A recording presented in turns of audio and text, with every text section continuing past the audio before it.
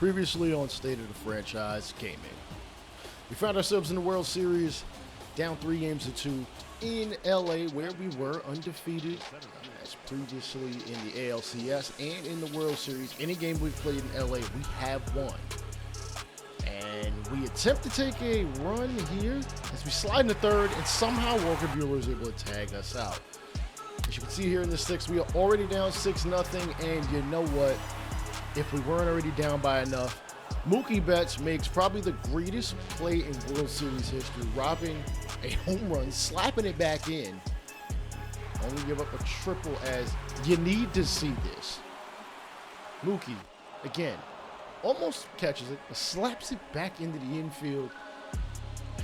Honestly, it's all downhill from here, as the LA Dodgers will have won 3 championships in the last 4 years, 2023, 2022, and the Disney one, as a lot of people like to say. Mookie Betts is a 4-time world champion. Freeman has won 3 straight after winning in Atlanta, now winning twice here in LA. Of course, we are disappointed. Dodgers hold up their 9th world championship, their 3rd in the last 5 years. Dave Roberts pretty much seemingly cements himself as a Hall of Fame manager, winning 3 championships. And take a look in the offseason. Justin Verlander decides to retire. You think he should make the Hall of Fame, right? Granted, his overall in the high, and we all know his attributes tend to tank. It's not what he'll do in actual 2024, but he never gets inducted. It's ridiculous. Nonetheless, we worry about our own problems. We've got 3 guys we need to re-sign. Hopefully, maybe. Chapman being the best of all of them. Tapia, Nate Pearson is on a team option, and Yimi Garcia, the reliever. We're going to exercise this option. I feel like we don't really have much of a choice. For a guy who has pitched a perfect game, $1.075 million is not going to hurt us in any way. Chapman coming off, honestly, a decent season, if not solid to good season. You know he's a great defender. I'm just not sure if I want to pay him what he might want. Taking a look at the rest of the third base roster: Espinal, Oraldo, Santiago, and Bell. Espinal may just be a stopgap if we decide to keep him. I'd love to call up Ted Ray, as offensively, with the contact he's got at defense, he does not. As you can see, none of these guys decide to, well, hell, we don't decide to keep them, to be honest. Vlad Guerrero is a arbitration eligible player, and let's be honest, do you really think I'm going to let him walk? I'm also not going to jerk him by just giving him an arbitration deal and kicking the can down the road, though it would probably help out with the budget situation, as we do need pitching at the number 4 spot and the number 5 spot. As well, Pearson might have held that spot down for now. It's just a matter of who our number 5 pitcher is going to be. I don't think Joey Murray is going to cut it. And oh man, Vlad really wants the money. Granted, I don't have to pay him as much as he's asking for, but let's be honest, in real life, Vlad Guerrero will go for way more than $30 million per year, especially coming off an MVP season. Even if he is under arbitration, I wouldn't expect him to ever sign that garbage. Nick Madrigal was somehow also a free agent, though I thought I extended him earlier in the franchise. He's a contact hitter. He's the table setter, as I've always told you guys, and I've got to pay him like such. 8, maybe 10 million a year. I think 9 might be fair, almost 9.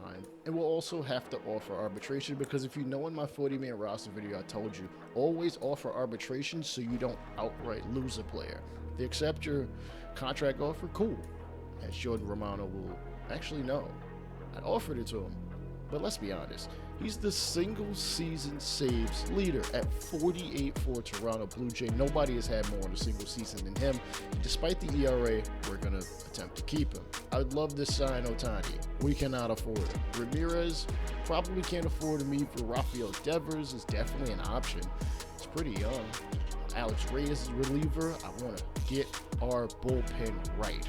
I need better arms in the late going so we don't blow so many leads. Offensively, we're fine, but third base, I'm definitely targeting Devers just because it is a simple fact. He is a lefty and he crushes righties. I can play him against lefties if I really want to. Espinal will probably see some time there as well, as he does hit lefties, but he is not a lefty batter. Adalberto Mondesi would be a great career resurgence for him, as his overall says he's very good, but his numbers just don't show it. Let's be honest. Candelario, switch hitter in case we don't get either of our top players. Escobar, if regression wasn't so bad, I would definitely sign him, bring him back. Josh Donaldson can get shot to the sun. And just some of the other options, Brad Miller, he's fine. I'm almost exclusively looking for left-handed or switch-hitting bats, just because we need that element of a lefty in the lineup. If Ramirez were a little bit better, like 53, 55 defense, I'd sign him and probably start him, because at third base, he's got the power, he just doesn't have the contact. All right, Ohtani's still going unsigned. Oh my goodness.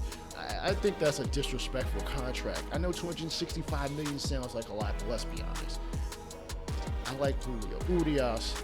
Again, he's a lefty. I want to add another lefty in the rotation. Jack Flaherty is good, but I don't want a bunch of righties in my rotation. I like a bit of a changeup. Bellinger is definitely an option in the outfield if we decide to move on from somebody. He is not asking, or he's not being offered a lot.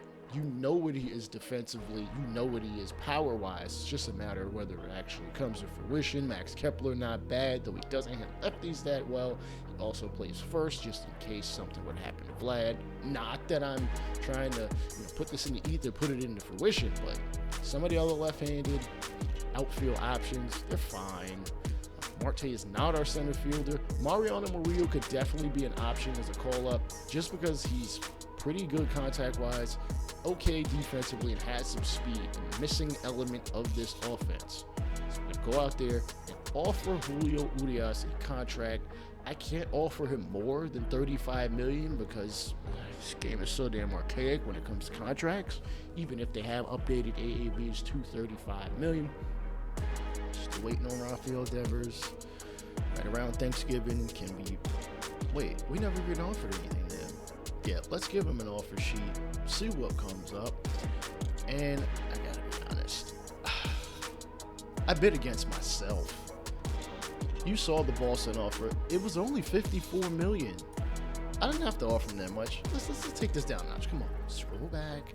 Let's not outbid ourselves. Let's not play ourselves. Let's at least give us some room to make some other moves as are necessary. Jose Ramirez goes to San Francisco. He'll be joining Aaron Judge, 30 and 90 at age 31, 94 overall. He's also going to give you some steals. Cody Bellinger's still out there on the market. I'm not sure if I can. Nope, we really can't afford him. Look at us. A negative 2.26 projected surplus in money because this game is so archaic. Allow us to go above the threshold. Urias goes to Miami. Josh Hader was an outfield option. He'll go to, let's see who there. Matt Chapman will be a St. Louis Cardinal, so we will not see him next season in any capacity. And we do sign Rafael Devers, despite kind of outbidding ourselves. 5 years, $70 million. In the Rule 5 draft, I'm looking for some more arms. I thought Dennis Santana was a starter at one point. Thought his stamina would be at least like a 50. In case we need a spot starter, but we are going to pick him as one of our relief arms.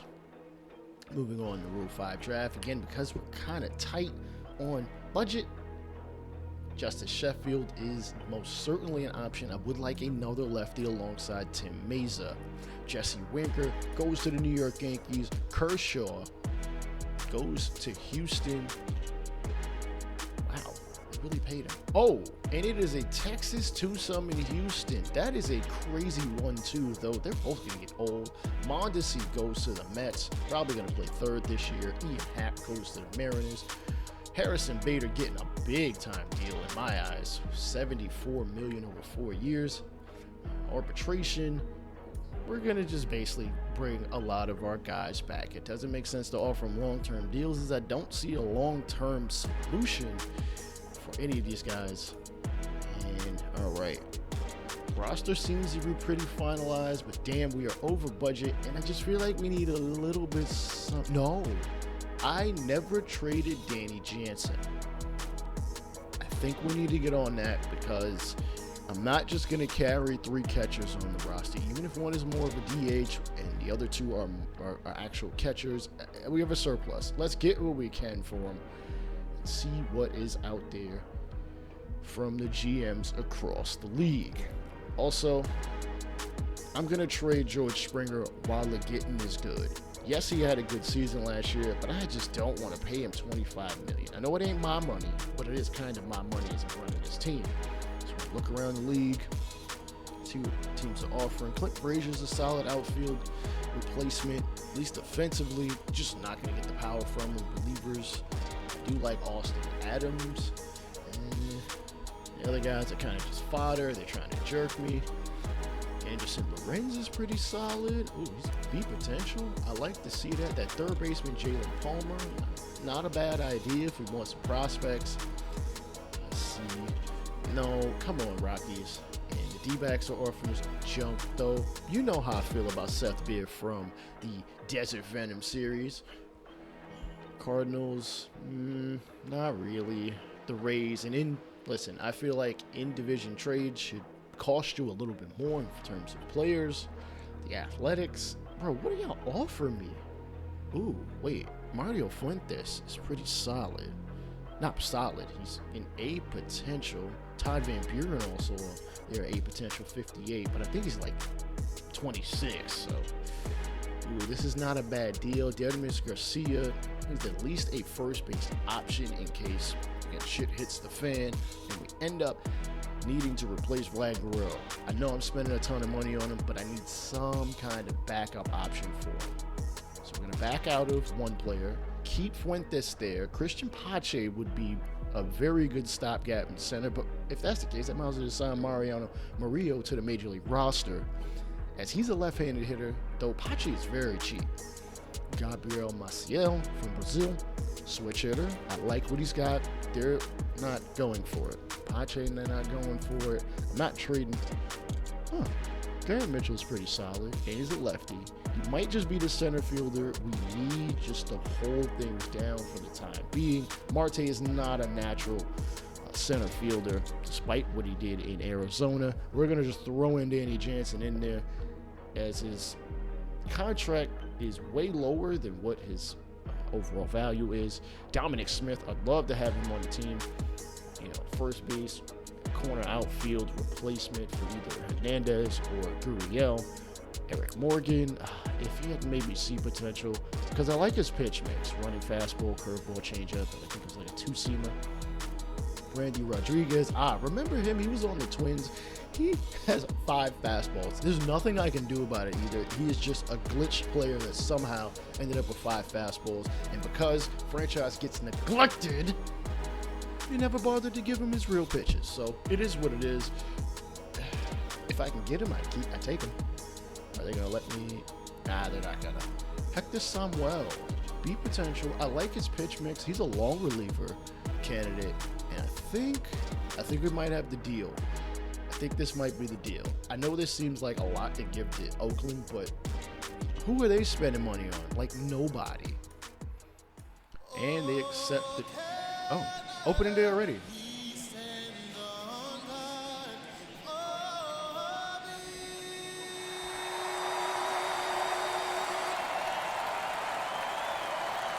Respect for Canada. And as you can see, we have a very good offense. We have a very good pitching. There's a reason why we made it to the World Series, but we just need to get back there and slam the door shut on whoever will do so. And Alex Manoah, coming off a very good season, even better than his rookie year, will hopefully provide that for us, even if his record doesn't show his ERA, and he is a strikeout phenom. He will take the mound here on opening day. The crowd is very loud, I gotta say. Good to hear. Good to hear. 30 years since our last World Series. We could not get the job done. And if we want to tell our story, we need to start setting guys down like Trevor Story. He didn't have the best of seasons last year. 15 47, and we started off just right. Circle change, gets him swinging and missing. Alex Verdugo gonna suffer exactly the same fate. And Xander Bogaerts, who I'm sure real Red Sox fans would love to have alongside Devers, but he is ours in this universe, and there's nothing they can do about it. And geez Louise, I should have known I was gonna face Chris Sale. Y'all know how I do with his delivery. It is always me swinging and flailing. He's 35 years old in the final year of his contract. Probably the final year of his career. Just depends on how he plays out. As Bichette will lead off to start off the season. Back-to-back Silver Sluggers. Oh. And Mason a little rusty on that first pitch. Swing. Sale second pitch. And we get our first hit right up the middle into center field. So we can get our season right. Nick Madrigal hitting the ball in the right field. And look at us, Verdugo making the running catch in the gap. Unfortunately, we'll stay at first. All right, here is our lineup. I kind of screwed up, I ain't gonna lie. Bichette's not supposed to lead off, and Marte is not supposed to be the center. But it is what it is. Castilla is going to be the DH, splitting that time with Kirk and Moreno, Son. And here's Rafael Devers in opening day, facing his former team. They decided they wanted to cheap out on one and keep Xander Bogaerts, which honestly is ironic, just because that's what they didn't do in real life. 30 and 90 last year. Hopefully he gives those same numbers. Hopefully Marte does the same thing, and Vlad Guerrero has a pretty similar season as he did in 2023. Unfortunately, first plate appearance is going to be a flyout. The first baseman. And here is the MVP himself, Vlad Guerrero, 50 and 120, quite possibly, if not most definitely, the greatest Toronto Blue Jays season of all time offensively. Even if he didn't surpass Joey Bautista, which when you really think about it, unfortunately he strikes out. Joey Bautista really hit 54 home runs in a season. Anyways, Corey Dickerson signed a one-year deal at 34 years old, $2.3 million, and he is swinging like he's only worth $2.3 million. Fourth straight strikeout. Oh my goodness. Alek Manoah is not playing to start this season. 5 strikeouts in 2 innings.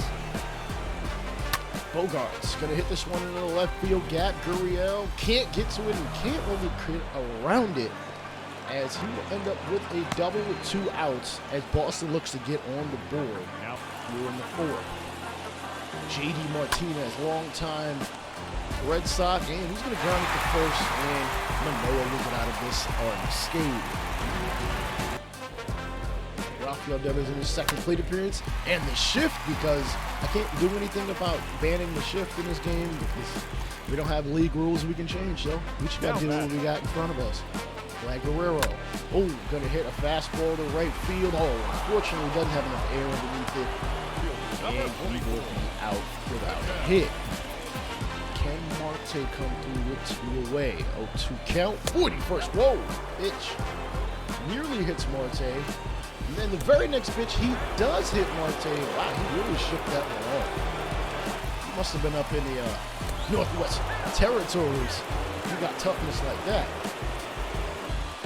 2 consecutive batters hit, and Guerrero makes him pay as he hits it past the third baseman. 1 run will score. Marte coming around the tag. Just in time. So unfortunately, we can't get a second run on the board. Boy Dickerson gets Boston a hit up the middle as through 5 innings. Manoah has 52 pitches. We are projected to make the playoffs as the division leader. Yes! Again, liner right past Madrigal and in the center field. Marte will throw it back in, and because his arm is not the strongest, he's probably better suited for second. Runner will advance to third, and we got runners at the corners with nobody away. Gurriel gonna run this one down as a hit by Dahlback will be caught. And they will not advance, they will not tag, they will not get a run yet. Houston up 4-0 in their game. Braves Mets 1-1. Alonso with his first long ball of the season, and we're going to get a ground ball. Boston that is in the left, and they're going to get that first run, tying the game at 1. The catcher. Tom Murphy, I'm surprised he's their catcher, and he's not going to catch a break on that call. Slider gets him set down as Alek Manoah picks up his 6th strikeout right there in the corner. Just chef's kiss right there in the corner.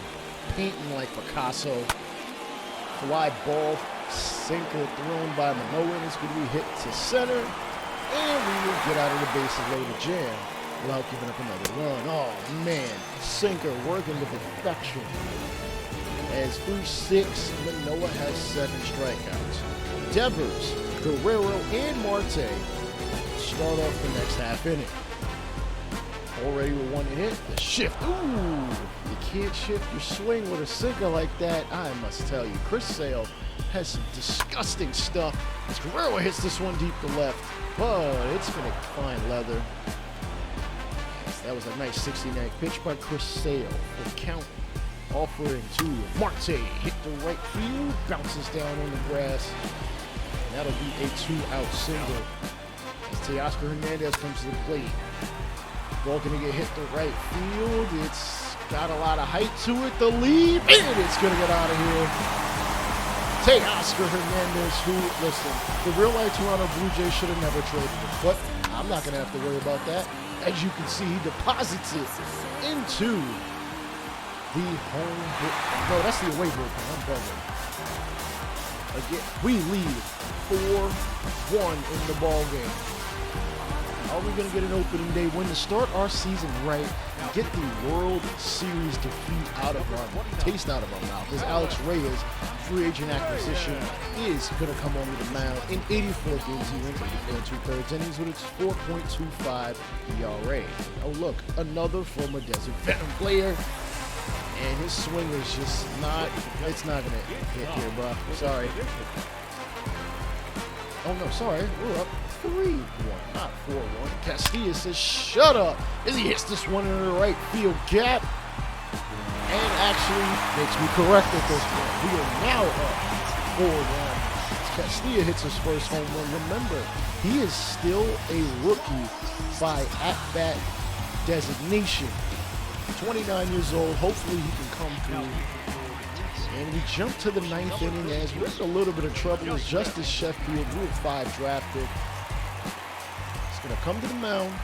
Facing J.D. Martinez will run on second. Fly ball to right as Teoscar is going to run this one down on the run going backwards. Runner from second will tag. And Boston is 90 feet away from cutting the lead in half, but they only have 2 outs, down 3. Dickerson 1 for 3, and he's going to hit this one in the left field with a bounce down. That runner at third will easily score. And we're in a little bit of trouble. Arroyo going to be walked. Despite going 2 for 3, his on base percentage is 3 for 4.